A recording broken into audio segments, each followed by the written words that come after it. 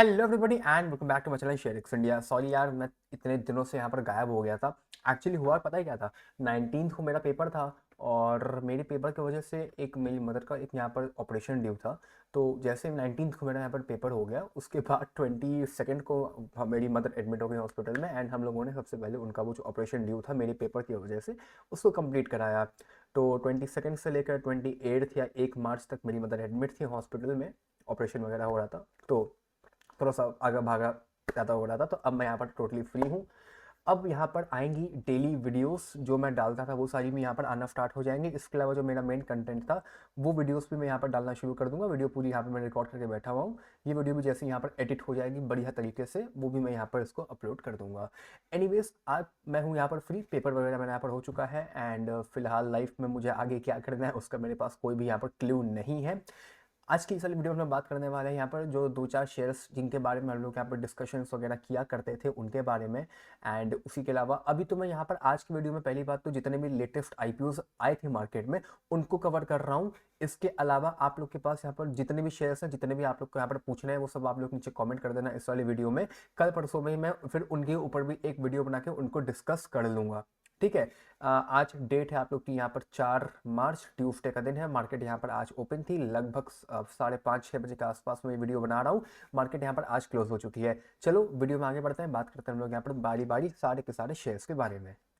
सबसे पहले अगर हम बात करें यहाँ पर एफ आई आईस और डी आई आईस के डेटा के बारे में, तो अब धीमे धीमे यहाँ पर जो सेलिंग है वो अब कम होने लग गई है। लेकिन आज भी लगभग 5,000 करोड़ के आसपास की एफ आई आईस ने सेलिंग करी है 3 मार्च को।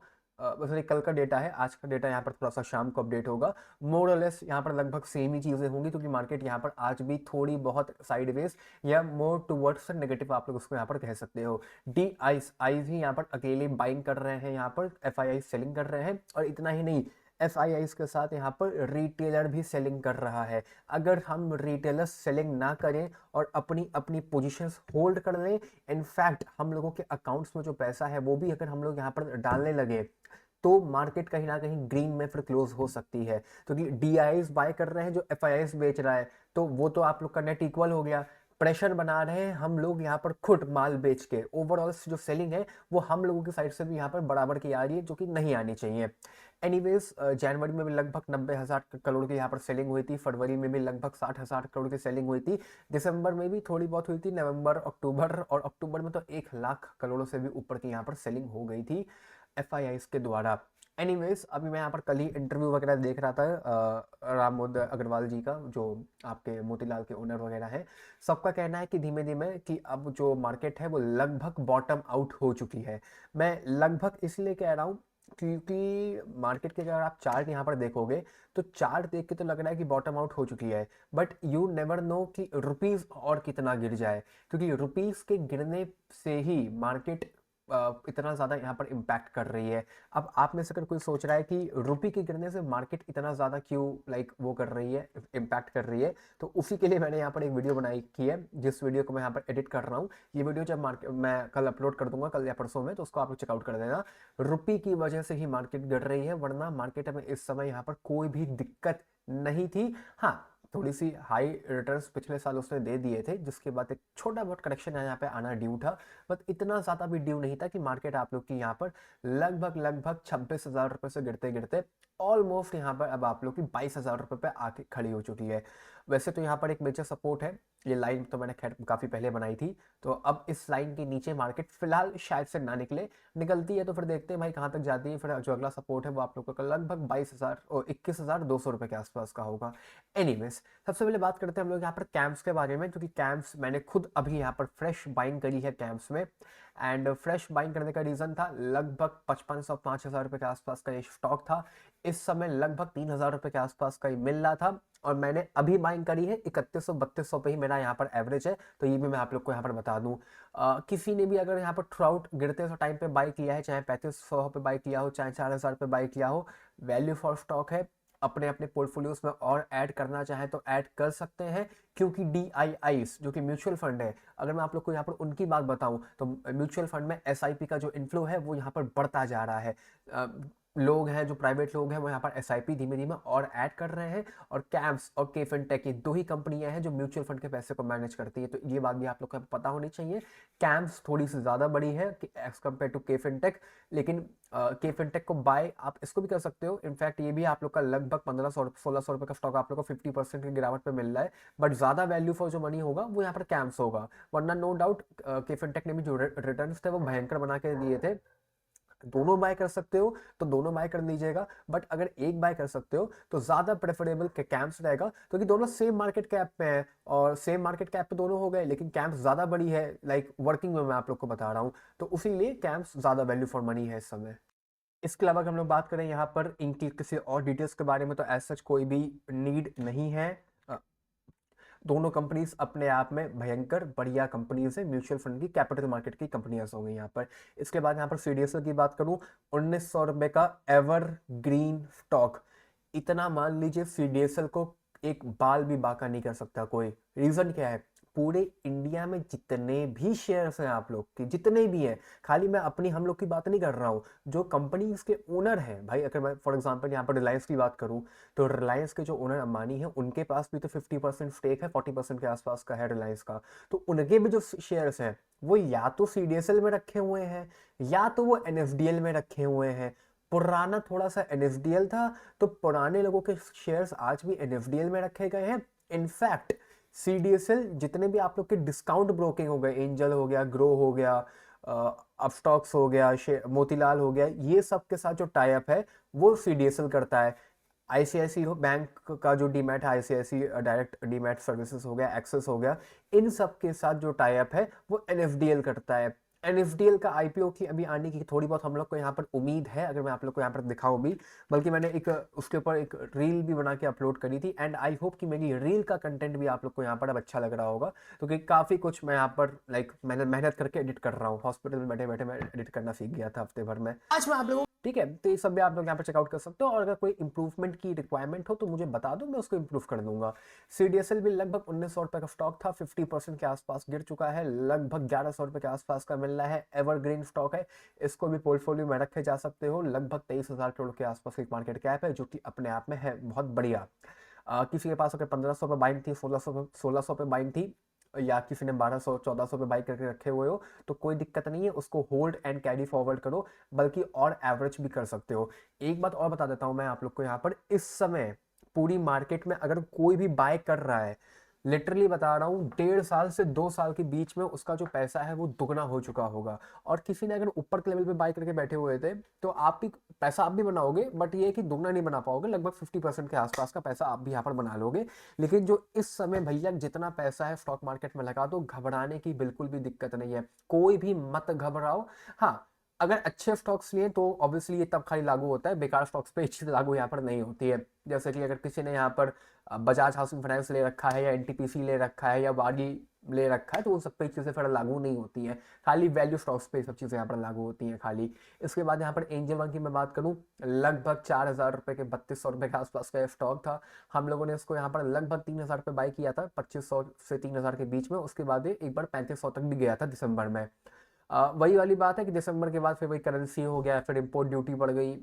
अमेरिका की बात कर रहा हूँ, तो फिर अमेरिका का जो जो डॉलर था वो और ज़्यादा अप्रिशिएट कर गया, जिसकी वजह से एफ आई आई की यहाँ पर जो होल्डिंग थी वो आप लोग को थोड़ी बहुत कम होती हुई भी नजर आएगी। दिसंबर तक तो यहाँ पर इंक्रीज हो रही थी, दिसंबर के बाद का यहाँ पर डेटा नहीं है, उसमें ज़रूर से यहाँ पर थोड़ी बहुत जो क्वांटिटी थी वो कम हुई होगी एफ आई आई की, क्योंकि ओवरऑल तो यहाँ पर वो सेलिंग कर रहे हैं। मैं बार बार कह रहा हूँ, डॉलर का गिरना ही इस समय मार्केट के लिए बहुत, सॉरी, इंडियन रुपीस का गिरना ही इस समय मार्केट के लिए बहुत खराब था, क्योंकि अब इस देखो एक लंबी चौड़ी गाथा है, इसको मैंने एक्सप्लेन करी है अपने इस वाली वीडियो में। मैं बार बार कह रहा हूँ, वीडियो मैंने बहुत मेहनत से बनाई है, लगभग 10 मिनट के आसपास की वीडियो बनेगी। ऐसे तो वीडियो मैंने काफ़ी बार रिकॉर्ड करी है, वीडियो अभी हो रही है, एडिट वगैरह मैं कर रहा हूँ इसको, इसको चेकआउट करना, बढ़िया वीडियो बन रही है।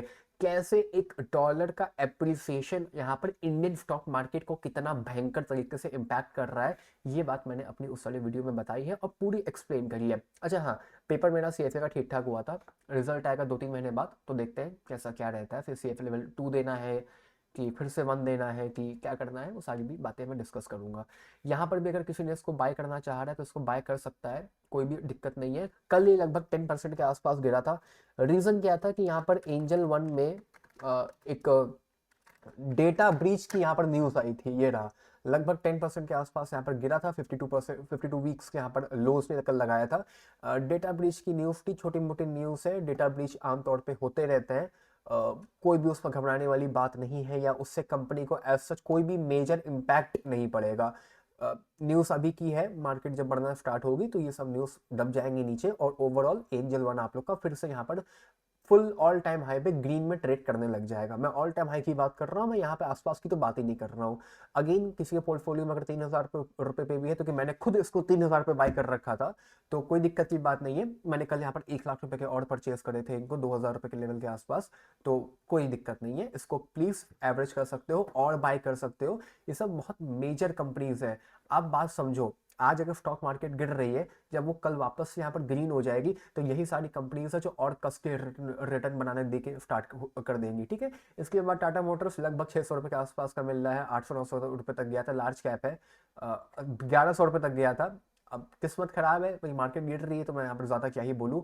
इंडियन रेलवे फाइनेंस की मैं बात करूँ तो वही वाली बात है कि ये तो खैर IRFC, अच्छा जितने भी यहाँ पे रेलवे के स्टॉक्स थे एंड डिफेंस सेक्टर के जो स्टॉक्स थे, वो अभी भी नहीं चलने वाले हैं, क्योंकि बजट भी उनके फेवर में नहीं आया था। जो बजट यहाँ पर आया था आप लोग का, वो भी उनके फेवर में नहीं था। लास्ट ईयर वाला भी और इस साल वाला में भी जो बजट था, उसमें कोई भी यहाँ पर रेलवे और डिफेंस के ऊपर बातचीत नहीं करी गई थी। तो अगर रेलवे या डिफेंस में से कोई भी स्टॉक है, और अगर वो गलत वैल्यूएशन में आप लोगों ने परचेस किया, तो उससे एग्जिट लेने का ट्राई करो। इसलिए मैं इसको यहाँ पर कवर नहीं कर रहा हूँ। जोमेटो ठीक ठाक है, ज़्यादा नहीं गिरा, क्योंकि एक अल्ट्रा लार्ज कैप इसको कह सकते हो, लगभग 3 लाख करोड़ के आसपास का मार्केट कैप था, लेकिन फिर भी लगभग 290 रुपये से 230 रुपये के आसपास का आ गया। ज़्यादा नहीं गिरा है, मतलब 10-20% के आसपास है, तो इतना बहुत तो चलता रहता है।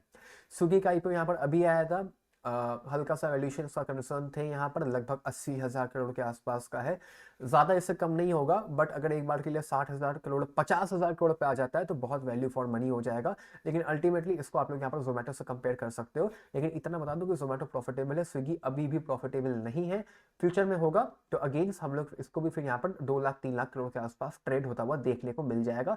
अभी इसको भी एवरेज करना छोड़ो, देखो ये सब लार्ज कैप में पैसा मत डालो, इतना सही टाइम है इस समय यहाँ पर कि आपको पैसा डालना भी है। तो ये सब जो स्मॉल कैप्स है ना आप लोग के पास, कैप्स हो गया, के फिनटेक हो गया, CDSL हो गया, एंजल वन हो गया, अभी मैं कल और भी बताऊंगा ना मैं आप लोग को, तो उन समय पैसा यहाँ पर डालो। इसके बाद बात करूँ मैं अगर यहाँ पर ये इंडो फार्म के बारे में, लगभग 900 करोड़ के आसपास का एक अल्ट्रा लाइक स्मॉल कैप की कंपनी है यहाँ पर।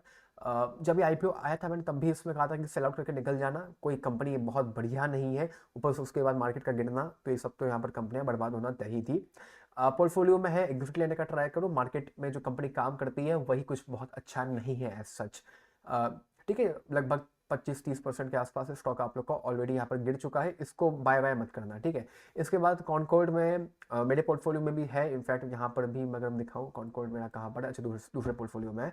लगभग ये 50% के आसपास का ड्रॉप यहाँ पर हो चुका है। मैं बिल्कुल भी यहाँ पर ट्रैक नहीं कर रहा था, क्योंकि मेरे पेपर था, पेपर के बाद फिर थोड़ा बहुत मैं अपना बिजी हो गया यहाँ पर। पेपर से पहले तो मैं इसको बिल्कुल भी ट्रैक नहीं कर रहा था, मेरे पास बल्कि कुछ कमेंट्स वगैरह ही आ रहे थे, एंड कमेंट्स में ही मुझे लोगों ने बताया कि यार ये 50% के आसपास गिर पड़ा है, क्या करे क्या करे। तो उसके बाद ही मैंने यहाँ पर इसको लाइक थोड़ा बहुत देखा, तो हाँ मेरे को लगा कि 50% तो यार बहुत ज़्यादा गिर गया है। बट अब जो है वो है, फिलहाल तो मेरे पोर्टफोलियो में यहाँ पर है, कंपनी से मुझे यहाँ पर बहुत उम्मीदें हैं।